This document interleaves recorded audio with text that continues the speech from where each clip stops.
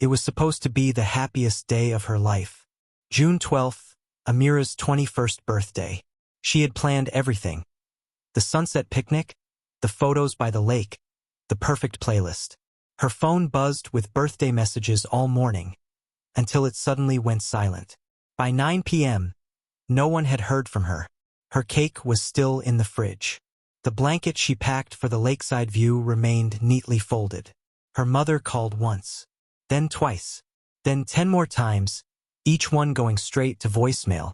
At first, everyone said, "She's probably out celebrating." But as midnight crept in and Amira's GPS showed no movement, her best friend whispered the words no one wanted to hear.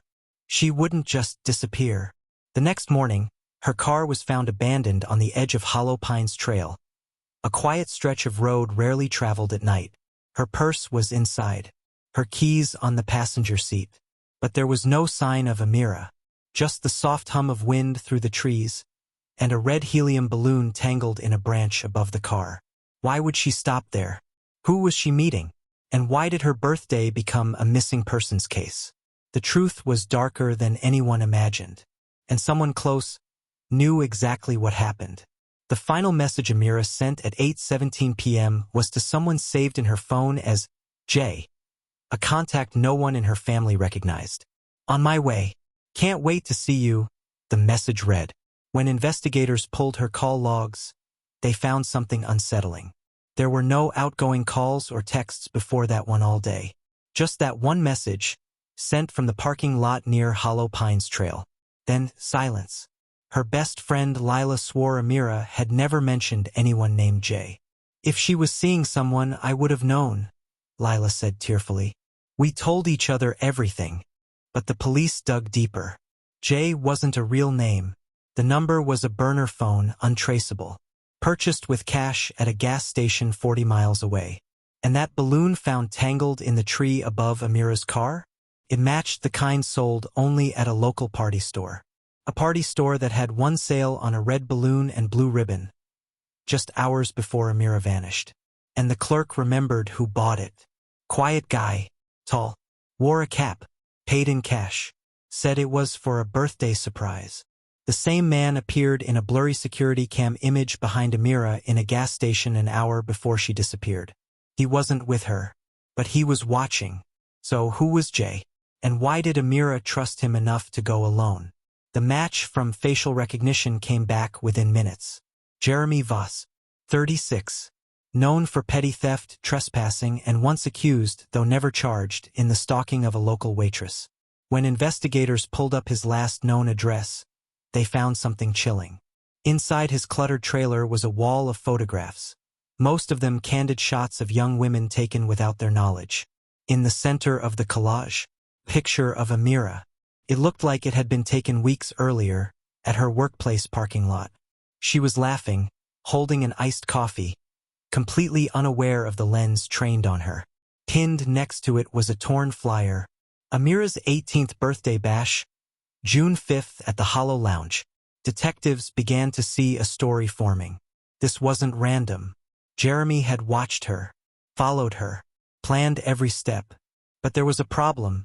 Jeremy hadn't been seen in 3 days. Neighbors said they noticed his truck gone early the morning after Amira vanished. Police tracked traffic cams and caught a glimpse of that truck headed east, toward the dense, remote expanse of Grayridge Woods. It was the same place locals whispered about. Unmarked cabins, no signal, and miles of nothing but trees and silence. That's where they'd have to go. But Amira's mother, broken and restless, said something that made detectives stop cold. "My daughter wouldn't just meet someone in the woods. She was scared of the dark. She wouldn't even walk to the mailbox alone after sunset.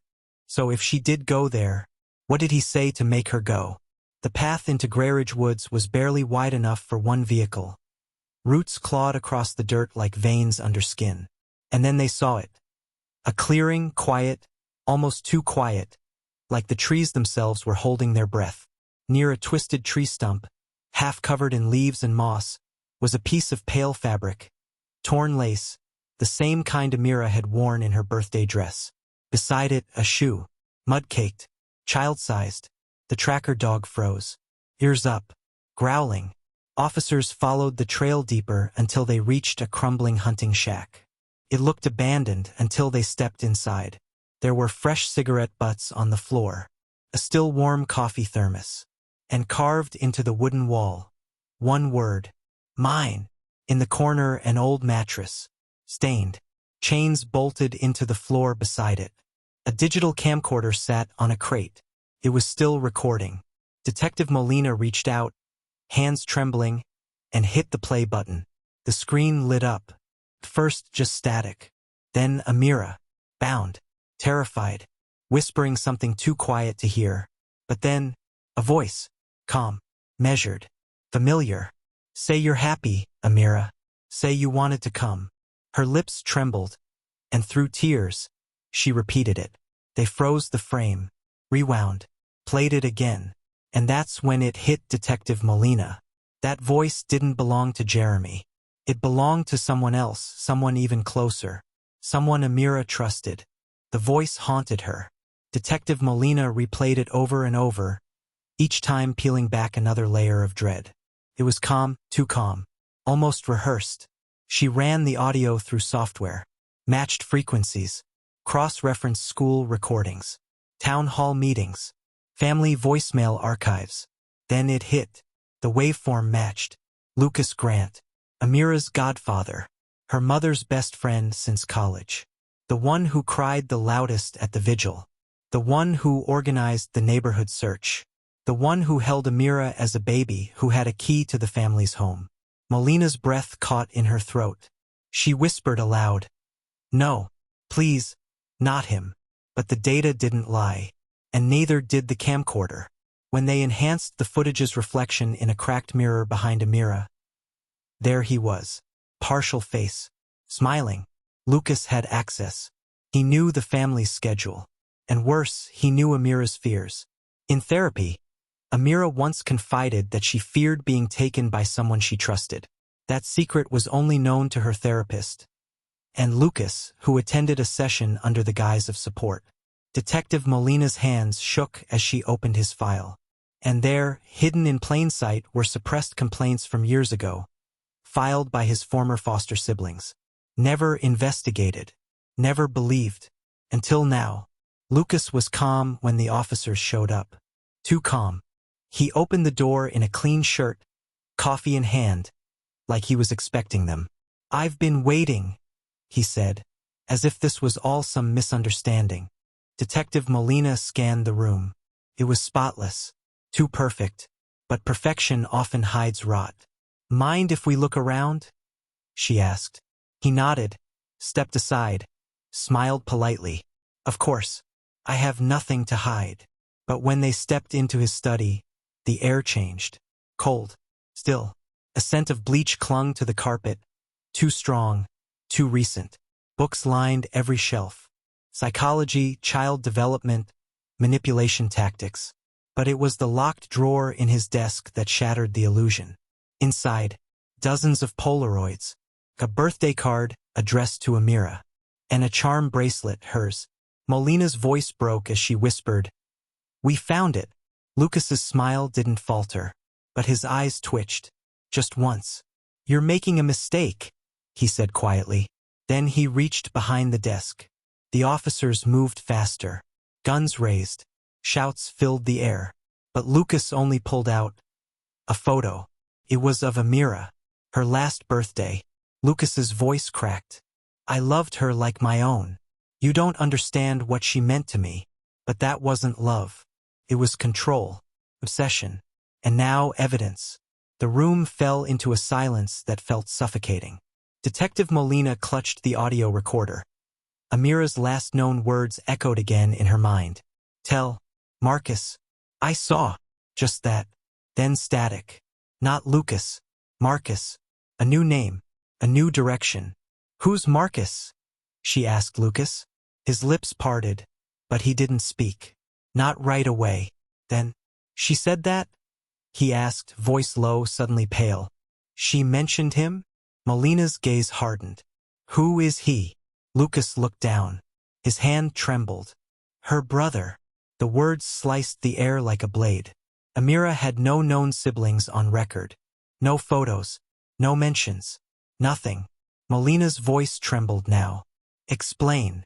Lucas sank into the chair, like the weight of truth was finally too much. She didn't know. Her mother kept him a secret. For a reason. And that's when the truth twisted even deeper. Marcus had been institutionalized when he was 16. After an incident. He disappeared years ago. No one looked for him. Until now. Molina's heart pounded. If Marcus was alive, and Amira had found him, then what happened after? Detective Molina drove in silence, the recorder on the seat beside her replaying Amira's last message like a ghost whispering in her ear. Tell Marcus. I saw. The streetlights blurred past the windshield. Her destination. An abandoned farmhouse 20 miles outside town. Once owned by Amira's biological grandfather. According to records, it had been inherited by an untraceable heir. A name, Marcus Vell. Molina's gut twisted.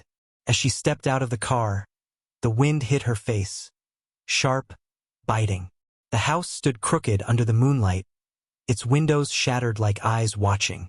She drew her flashlight and pushed open the rotting door. Inside, dust danced in the beam. Broken furniture, a mattress stained dark. And then voices, barely audible. A soft whimper. Hello?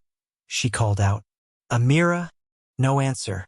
But in the silence that followed, she heard something else. Scratching. From beneath the floorboards. She aimed her light downward. In the center of the room, a large metal ring bolted to a trapdoor. Molina's hands trembled as she pulled it open. A set of stairs disappeared into darkness.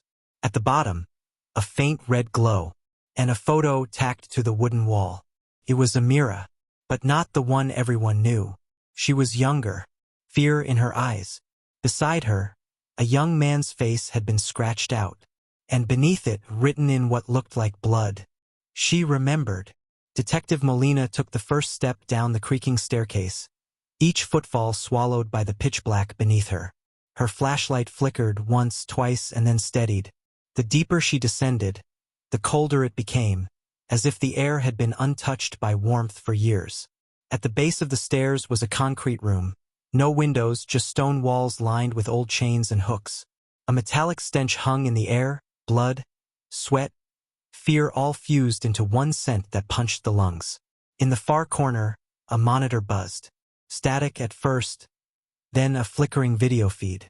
Molina stepped closer. It was Amira, alive, bound to a chair, gagged. Her eyes were wide, darting to something just off camera. And then, she screamed. The screen cut to black. Molina's heart stopped. She reached for her radio.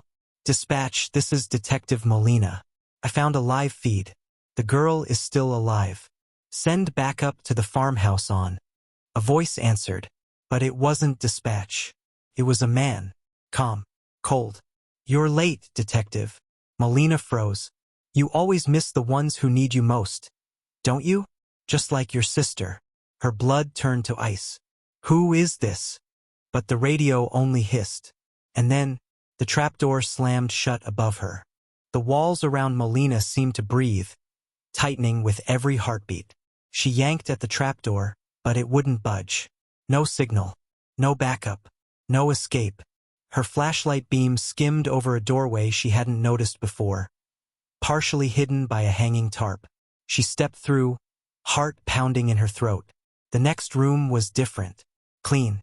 Organized. Photos lined the walls, each one of Amira, taken from different angles, different years. Some when she was just a child. Others recent. Every image meticulously labeled with dates and strange notes. In the center of the room, a desk, and on it, a music box, clicked open on its own, playing a lullaby. Molina's knees nearly gave out. That melody, she knew it. Her sister used to hum it the night before she disappeared 15 years ago. No one ever found her. Until now. There, on the final photo taped beneath the music box, was her sister. Smiling. Beside a man with piercing blue eyes. The same eyes that stared back at her through the small surveillance camera above the desk. Molina couldn't breathe. Her sister's face. frozen in time, smiled back at her from the photo like it was all normal. But nothing was normal here. She traced the note under the image. Subject number 3, compliant, obedient, resisted only once. Her stomach twisted. How long had this monster been watching? A sound, low and mechanical, hummed from the hallway. She spun around. A panel in the concrete wall shifted open, revealing another corridor. Cooler air seeped through. She followed it, her breath visible now. Every few steps, red handprints marked the wall. Some small, like a child's. Others smeared. A whimper echoed. She wasn't alone. Molina gripped her flashlight tighter, rounding the corner. There, lying against the wall, was a girl, no older than 10, pale, trembling, gagged, shackles around her ankles. Molina dropped to her knees. "I'm here," she whispered. "You're safe now, I promise." But the girl shook her head, wide-eyed, pointing behind Molina. Before she could turn fully, a sharp sting slammed into her neck. Everything spun. Her flashlight clattered to the ground, rolling into darkness. She fell. But before consciousness faded, she saw one final thing. A man stepping into view, tall, deliberate, wearing her sister's necklace around his wrist, like a trophy. And he smiled. Darkness. It clung to her skin like damp cloth.